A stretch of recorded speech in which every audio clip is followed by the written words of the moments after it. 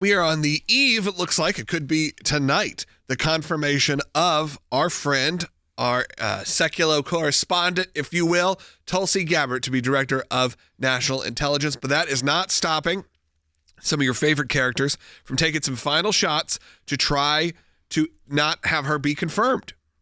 Now, we know, Will, she got out of committee. We know now the vote happened last night for cloture.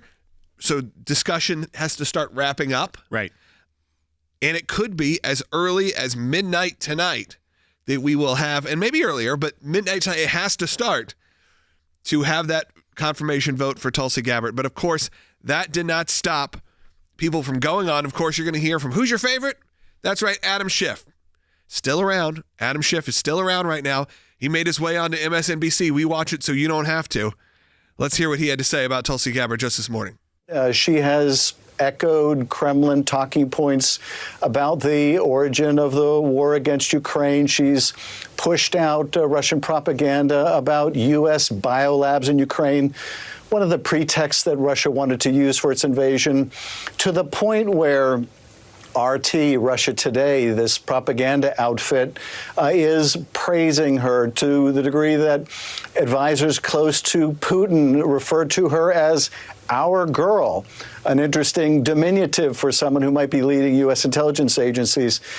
This is someone who met with Bashar al-Assad, came back, had, wonderful things to say about how he wanted to get across the impression that he wouldn't engage in terrible things against his own people, when our own intelligence agencies were saying he has gassed his own people. So hard to imagine someone more disqualified from running those agencies. But Republican opposition to all of these controversial, unqualified, disqualified nominees has collapsed. And maybe collapse is too strong a word because that presupposes there was an infrastructure to stand up to these bad choices to begin with. But nevertheless, they all seem headed for confirmation, which is just terrible for the country. Look, it's not shocking to hear these kind of things from Adam Schiff.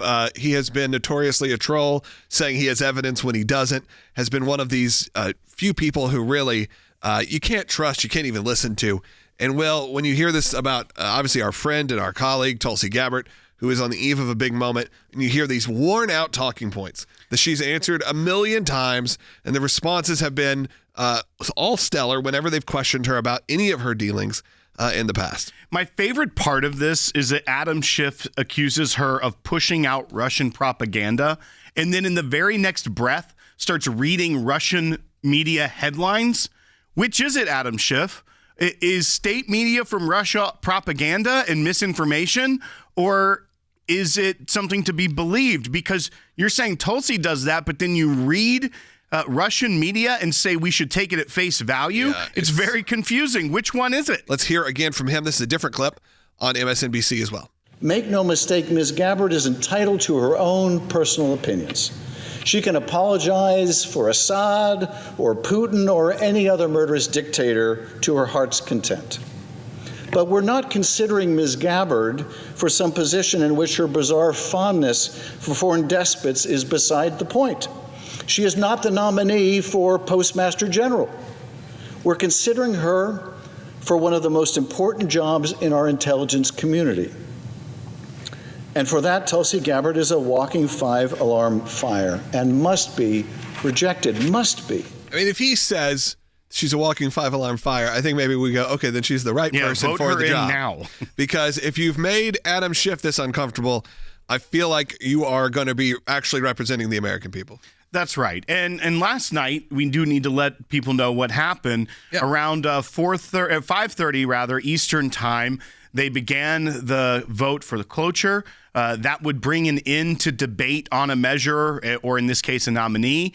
And when they vote on that, you have to get a simple majority for nominees. For legislation, it's that 60-vote threshold. It's just a simple majority of 51 to advance the nomination.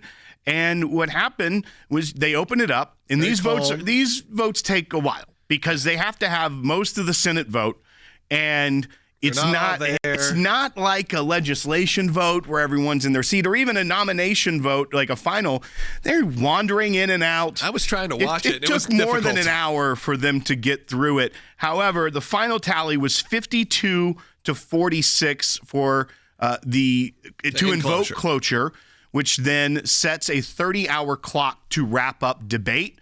That would put final confirmation right around midnight our time that it would be able to move forward with that.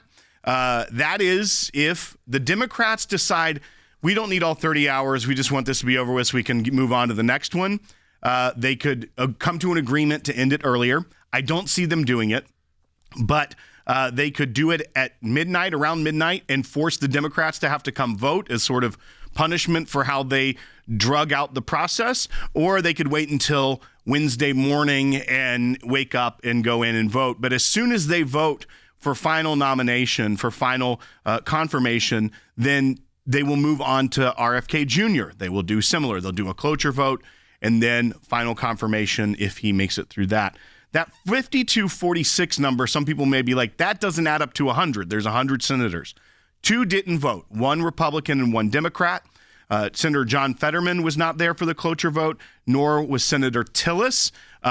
Sometimes, especially if it's a Republican, if they don't need it, if it's unnecessary, and they have something scheduled at 5:30, not everyone shows up necessarily for that. And we know that Senator Fetterman had publicly said he would not move forward on her nomination.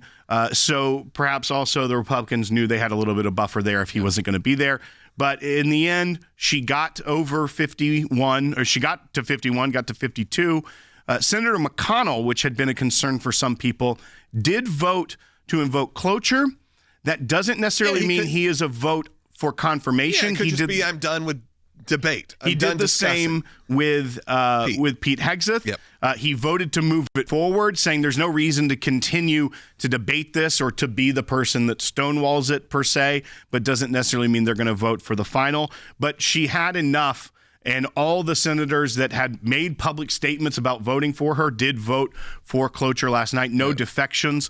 But the big one is tonight, potentially around midnight, if they hold their feet to the fire. Midnight Eastern time. So we'll all be waiting up to watch this happen. And again, that vote, sometimes a little faster, but sometimes not. Sometimes it takes some time. If you watch the Pete Hegseth one, it was not quick. But how does Tulsi Gabbard respond to these kind of claims? Now we're going to go back to her confirmation hearing on the 30th, so just about, 11 days ago.